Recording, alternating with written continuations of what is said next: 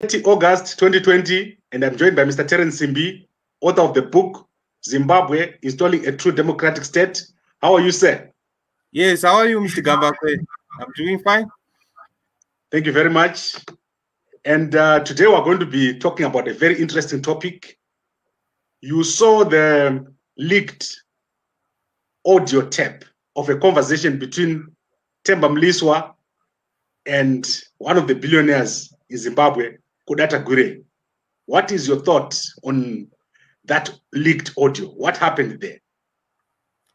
Well, I had the chance to listen to the audio tape, and it raises serious issues when it comes to the governance of Zimbabwe, in terms of who is really controlling the governance structures of Zimbabwe, who is controlling the cabinet appointments, and some of the hidden agendas which these billionaires are having towards the governance of the country. So that recording raises some serious issues to do with how decisions are made in this country, and we should be up in arms, because those serious issues are very dangerous in terms of to the distribution of resources in this country. The tape raises issues that for cabinet appointments, these influential people have been the ones who are putting forward these appointments, putting forward people for these appointments. And this is quite dangerous because they are involved in the industries which these ministers, like they were talking about Fortune Chassis, who was the minister for the energy, where Kudata Gure is personally involved in that industry. So when these business people who are behind the politicians affect cabinet appointments to these industries, to these industries, which they are also involved in, it raises serious issues to do with the regulation. Are we having the proper regulation in those industries? And these are serious issues. Okay, so what was the purpose of the leaking the audio? Well, by my own understanding, when President Emmerson Mnangagwa came in, he said that he was going to deal with the monopolies, the cartels which are in government.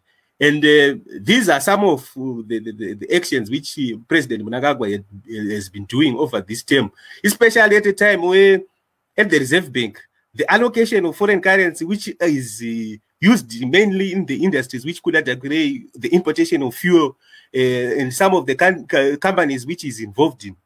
So these actions by President Mnangagwa to create an auction system which is transparent, to also rein in some regulation in some of the industries which Kudata Gure has been involved in. So these people are now fighting back.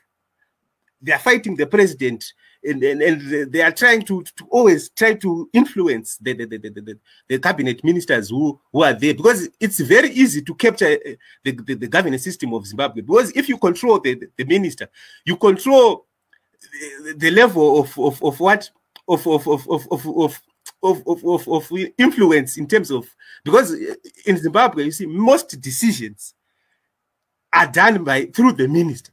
You see, the allocation of tenders is done through the minister. So by trying to influence these ministerial appointments, and here you see that President Mnangagwa is trying to distance himself from these people, because he's no longer consulting them when he's appointing ministers. If he finds that Fortune Chassis is working for these big businesses, he fired him for exactly that. So they are fighting back.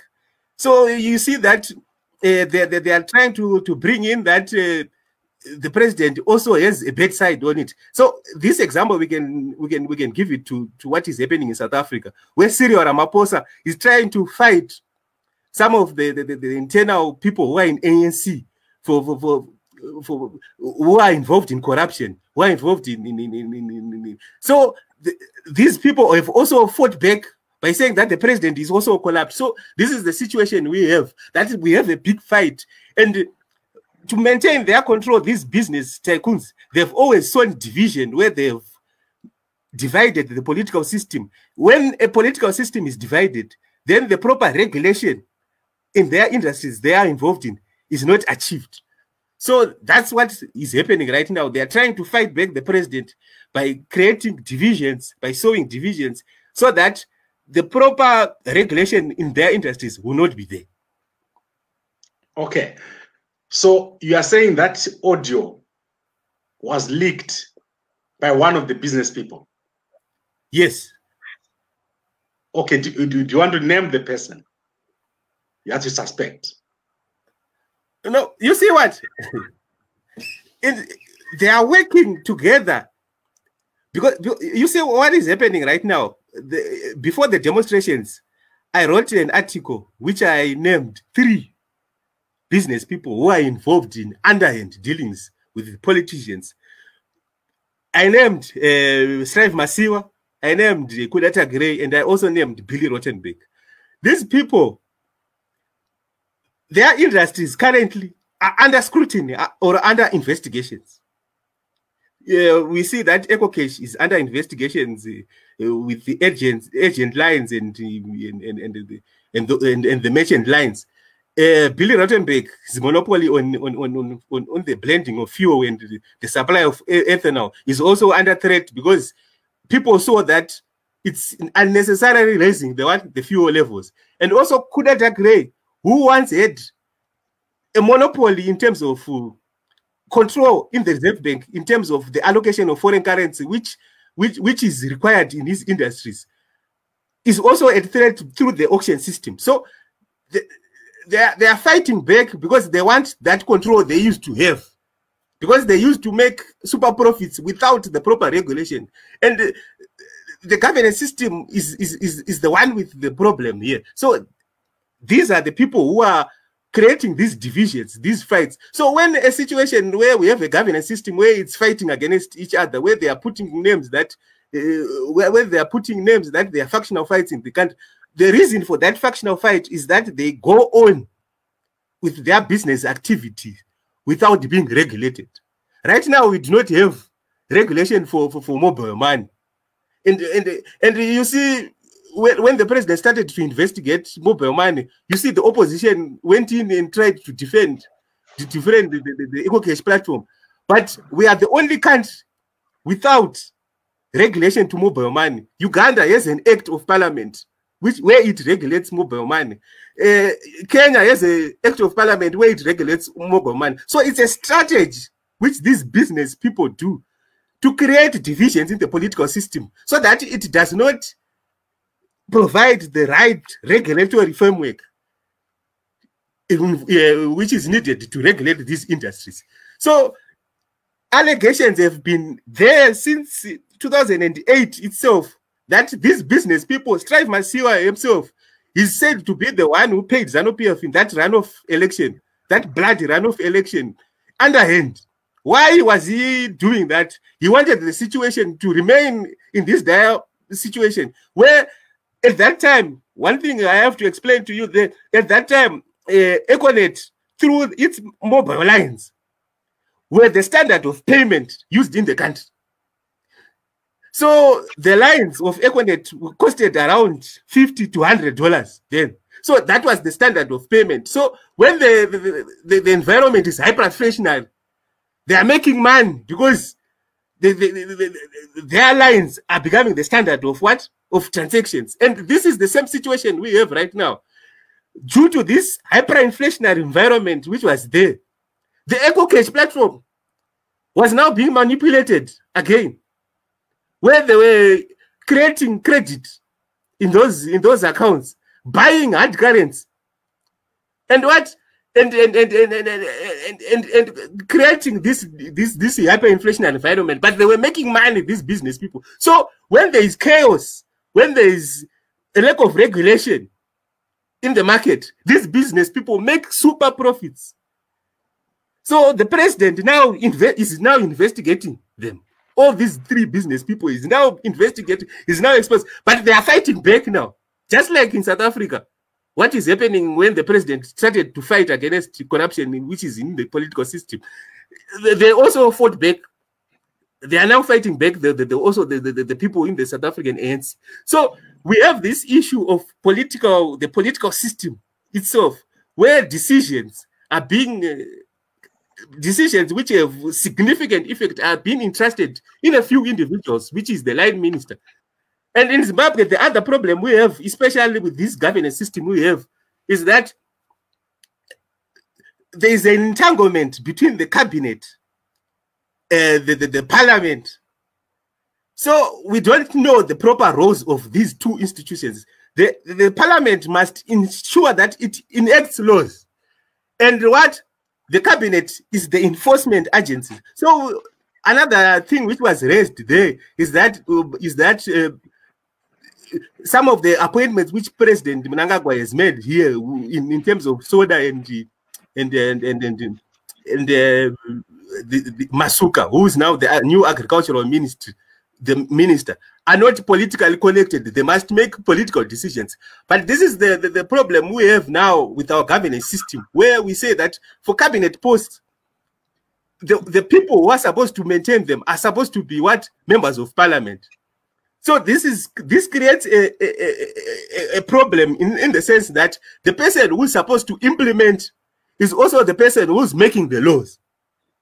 That's the first problem we have with the governance system. So most of the laws which we have, we look at the Petroleum Act, we look at the Mining Act, we look at the agricultural, where agricultural land is issued. All those laws are being generated by what? The same line minister. So most of the laws in Zimbabwe emanate from the cabinet, where you hear that cabinet has approved this law. So the line minister will be the one who's now going to parliament, because we say that the cabinet minister must also be a member of parliament. So he goes now, then he is the one who enacts the law in the parliament. But the problem with most of the laws we have is that key responsibilities are also maintained, are also delegated to the same line minister. Just like the fuel situation. For ethanol blending and mandatory blending, and for the price stabilization fund, which is supposed to be created by the Petroleum Act, the decisions which are made there to say, we are saying that there's one for every liter of blended fuel, which is blended to fuel, is 1.1 US dollar cents. That decision rests in the line minister. So it opens the line minister to what? To capture, because it's one person who is making that decision. So to solve this, many people must be involved in making that decision. So most of the laws we have are compromised in that they are generated by the cabinet itself, then enacted in the parliament, because there is that superiority of cabinet ministers who are also what? Parliamentarians. Okay, so Mr. Simbi, are you saying ED Mnangagwa is now being fought by the three powerful billionaires? Yes. Okay, is it linked to the abductions? Well, that's why I was strongly against demonstrating, because you saw in the video, the first video we made of demonstration, we said that you do not know the people who are behind this day, and these are some of the people who when I wrote this article, I wrote it saying that these might be the people who are attacking the president now, because what?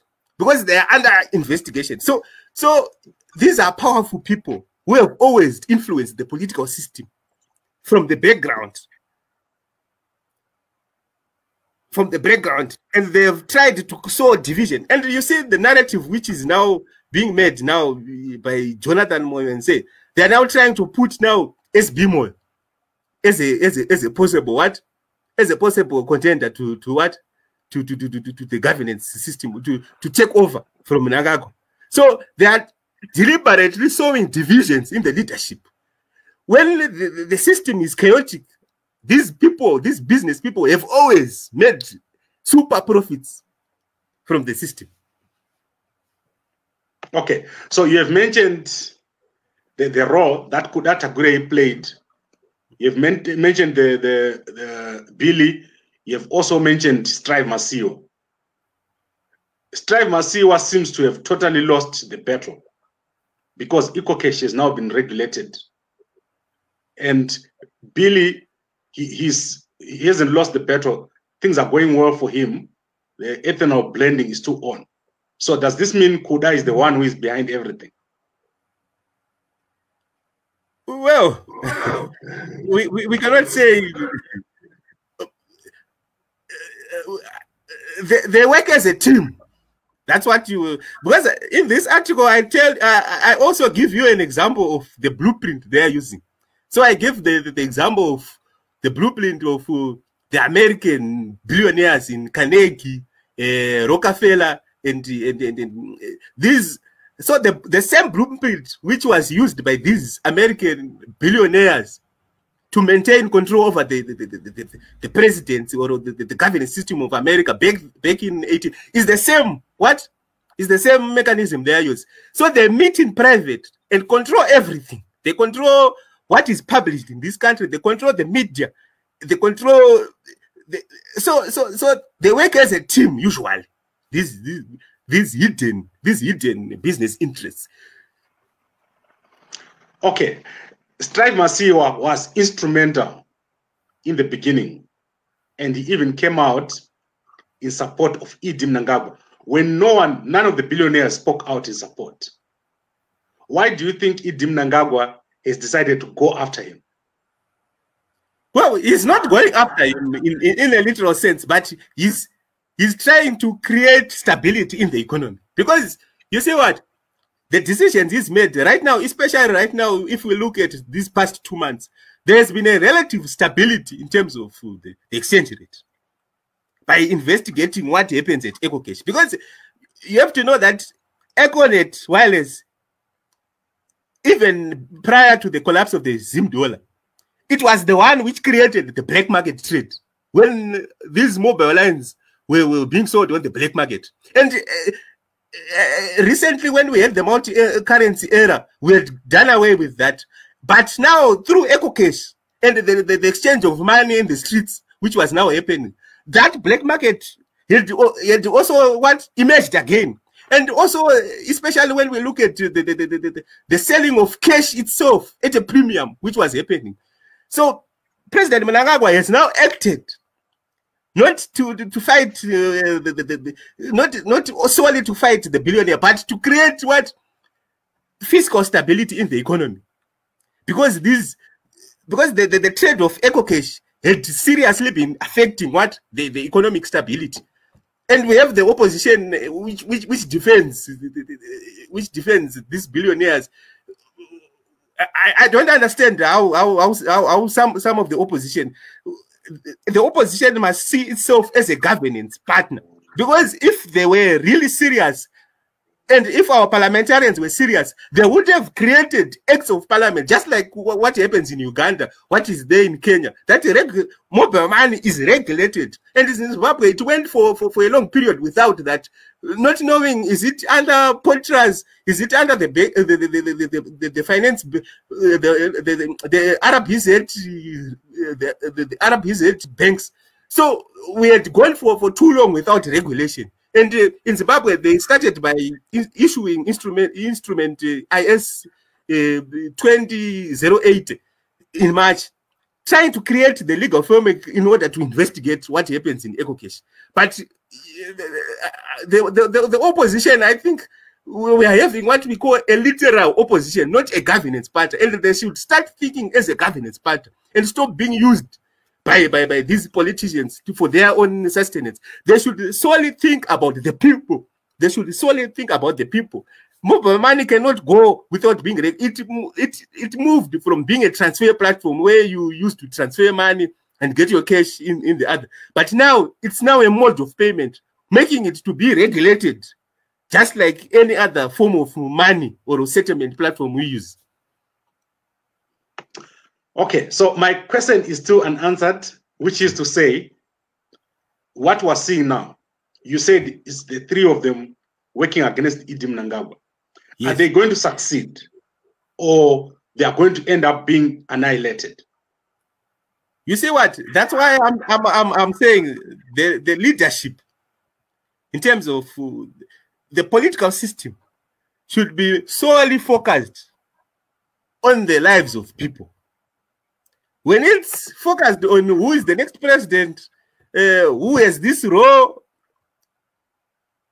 we are going to have problems. And as they prop up some of these, and I've given you an example that right now they are now propping up, saying SB Moyo would be the next, would be the successor. If these people they are propping up feel emboldened to see themselves as presidents only without delivering for the people, because right now what we need is unity among the leaders, especially the opposition, even and the ruling party, so that it gets a task at doing the functions which it must do, which is enacting laws that are favorable for what? For the people. It's all about the people. And the leaders right now the leaders in politics must not be influenced by these business interests, because they make money in these chaotic scenes. Right, Mr. Terence Simbi, I think we've talked a lot about what is happening. Is there anything else you want to say before we close? Well, I would just implore on the opposition not to continuously be used in the factional fights which are in ZANU-PF. Just the same way they were used in the military coup. They were used by one faction, which was the Lacoste faction, to fight off what? The G4. Right now, they are also being used again by the G4 to fight off what? Some of the Lacoste faction, the Lacoste faction, which is currently in. So the opposition must have a clear plan on where it's going, and it must be there for the people, and support some of the programs which the president is doing right now in order to alleviate what? In order to uplift the people. Okay. Now, my question on abductions. Do you think that these abductions are being staged? I think let's end with that question. Are these real, or is this a smear campaign? That's the fight. You see, that's how they respond. These billionaires, they try to create an uprising inside the country, and unfortunately, the opposition also goes on that smear campaign and gets used and dumped at the end of the day. It was used in the military coup, and after that military coup on forming the government, they were dumped. So, yeah, it's highly likely that there's a lot of secret things which are happening in the governance of Zimbabwe. But the major problem, I say, I've always told you that the problem is that most of the decisions and allocation of resources is done through a few select individuals.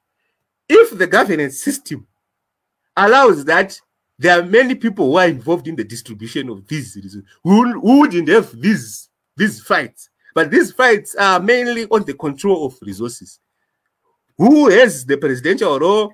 Who is interpreted as the head of a political party has significant control in the governance of Zimbabwe.